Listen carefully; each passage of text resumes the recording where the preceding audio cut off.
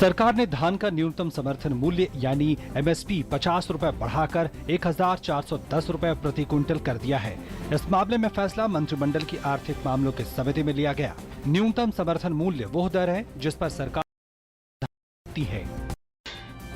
राष्ट्रीय सुरक्षा सलाहकार अजीत डोभाल म्यांमार के दौरे पर नैपिदो पहुंच चुके हैं, जहां वो म्यांमार के शीर्ष नेताओं से मुलाकात करेंगे। राष्ट्रीय सुरक्षा सलाहकार के साथ इस दौरे पर विदेश सचिव एस जयशंकर भी मौजूद हैं।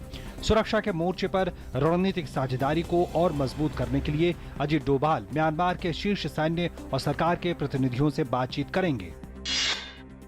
प्रवर्तन निदेशालय ने महाराष्ट्र के पूर्व लोक निर्माण मंत्री छगन भुजबल के खिलाफ मनी लॉन्ड्रिंग निरोधक कानून के तहत 2 मामले दर्ज किए हैं। महाराष्ट्र पुलिस के भ्रष्टाचार निरोधक ब्यूरो ने मंगलवार को ही एनसीपी नेता छगन भुजबल और उनके परिवार के सदस्यों की नासिक, मुंबई, ठाणे और नवी मुंबई में मौजूद 17 संपत्तियों पर छापे मारे थे। छापेमारी के बाद उनके खिलाफ मामला दर्ज किया गया है। कश्मीर के अनंतनाग जिले में अज्ञात हमलावर ने पुलिस दल पर हमला कर दिया, जिसमें एक सिपाही की मौत हो गई। हमलावर को पकड़ने के लिए सघन तलाशी अभियान चलाया जा रहा है। मुंबई में ऑटो से सफर करने वालों को आज परेशानियों का सामना करना पड़ रहा है।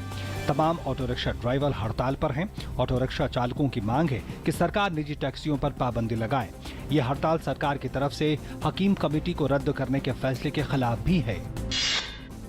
कैब सेवा प्रदाता उबर का संचालन संबंधी लाइसेंस आवेदन खारिज किए जाने को चुनौती देती अपील पर उच्च न्यायालय ने दिल्ली सरकार को नोटिस जारी किया है। दिल्ली हाईकोर्ट न्यायालय ने हालांकि उबर से कहा कि अगर संचालन के लिए उसके पास लाइसेंस नहीं है तो वो संचालन न करे। अदालत ने मामले की अगली सुनवाई की तारीख 8 जुलाई तय की है।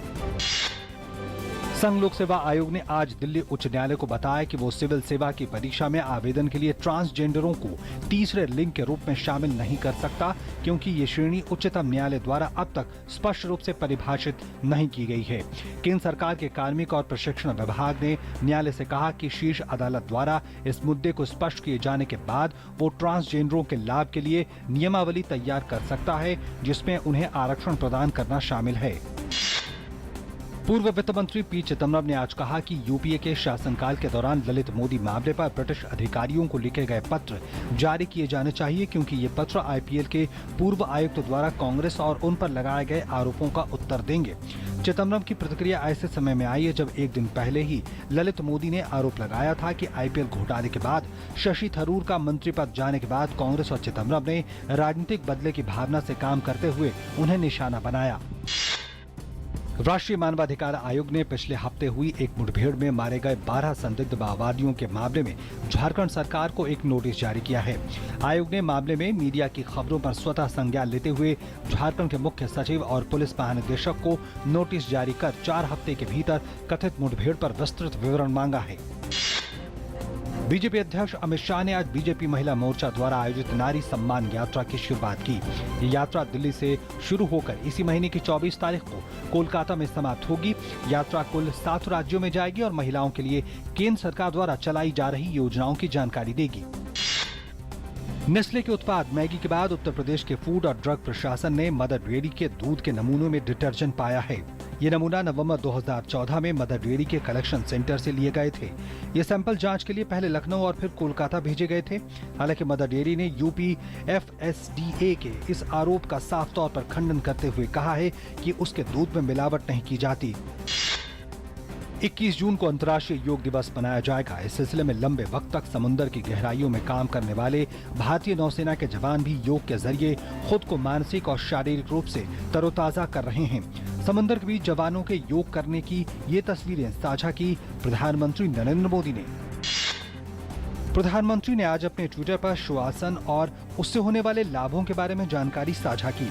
शवासन पीठ के बल लेटकर किया जाने वाला आसन है और इसमें शारीरिक और मानसिक शांति मिलती है, खासकर जिन लोगों को उच्च रक्तचाप और अनिद्रा की शिकायत है। ऐसे मरीजों के लिए शवासन अधिक लाभदायक है। मध्य प्रदेश सरकार ने मुख्यमंत्री कन्यादान योजना के तहत राज्य में शौचालय विहीन वर वधू को शौचालय की व्यवस्था के लिए 12,000 रुपए की सहायता देने का निर्णय लिया है। इस तरह की सुविधा देने वाला मध्य प्रदेश संभवतः देश में पहला राज्य है।